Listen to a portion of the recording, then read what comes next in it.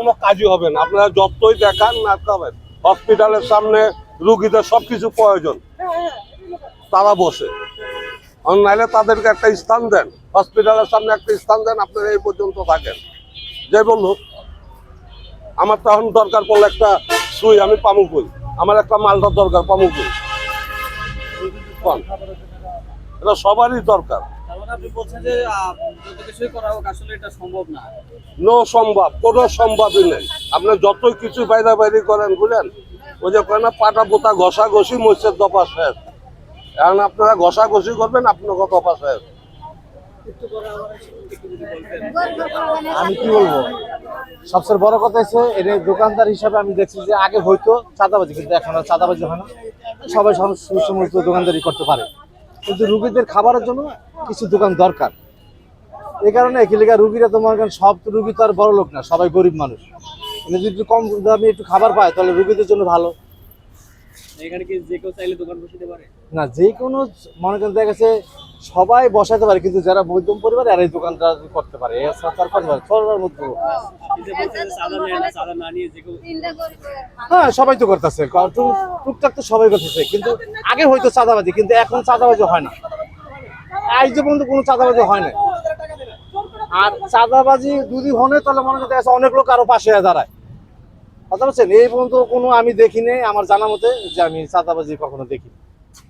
আমি এই জায়গায় একটা দোকানদারি, ঠিক আছে, কিন্তু দোকানগুলো উচ্ছেদের পরে তারা আবার মানে কার ইন্ধনে এসে বসে? না, কেউ ঋণ এসে বসে, নিজেই বসে। মনে করেন আমরা গরিব মানুষ, কই যাবো ভাই? ঠিক আছে, আমাদের তো পেট চলতে হবে ভাই। আমাদের যদি একটা কাজের একটা ইয়া থাকতো তাহলে আমরা তো আর দোকানদারি করতাম না।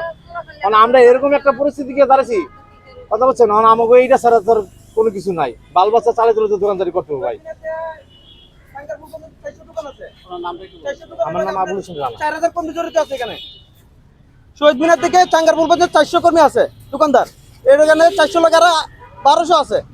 ওদের কর্মস্থল করে দেখ, আমাদেরকে উৎসাহ দেখ যে আমরা কর্মস্থল করে দেবো, আমার ছাড় কি দিব, তাহলে আমরা এখানে চলে যাই। মানে আমরা গরিব মানুষ, আমার যদি 3 লাখ টাকা থাকতো আমি মার্কেটে একটা দোকান নিতাম। আর আমার তো 3 লাখ টাকা নাই, আমি অল্প পুঁজি দিয়ে আমি এখানে ব্যবসা করি। ব্যবসা করে আমার ফ্যামিলি নিয়ে চলতেছি, আমার আরো 2 জন চালাইতেছি। আর এখানে যারা আসে, আপনি মেডিকেলে যেগুলো ক্যান্টিন, আলু ভাতাতে ভাত খেলে, আলু ভাতা ডাল দিয়ে ভাত খেলে 120 টাকা বিল আসে। আর বাইরে ফুটপাতে ভাত খেলে মাত্র 60 টাকা 70 টাকা আসে, মুরগি দিয়ে ভাত খাই। আমরা আর কি করবো? আমরা তো এখানে রুগীদের সেবাই করতেছি নাকি আমরা করতেছি? আমরা যদি টাকা পয়সা থাকতো তাহলে আমরা মার্কেটে দোকান নিতাম। এখন বাংলাদেশে পুরো ঢাকা শহরে 4 কোটি হকার আছে। 4 কোটি হকারে কতগুলো মানুষ চলে? আমাদের সাথে প্রতিটা কোম্পানি জড়িত আছে, প্রতিটা কোম্পানি প্রোডাক্ট আমরা বিক্রি করতেছি, কোম্পানির টাকা পাইতেছে না। সরকার কোম্পানির লোকে সরকার জড়িত, আমরা যদি মালগুলো না বেশি সরকার টাকা পাইবে কোথায়?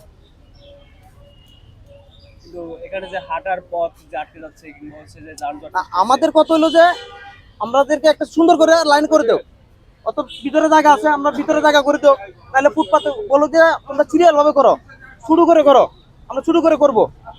রাস্তায় দোকান না দেও, রাস্তায় দোকান না দেও, ফুটপাতে মানুষের চলাফেরার রাস্তা রেখে আমাদেরকে ব্যবস্থা করে দেও। আচ্ছা, আপনার নামটা কি বলুন? নামটা কি? নাম হলো কায়ুম।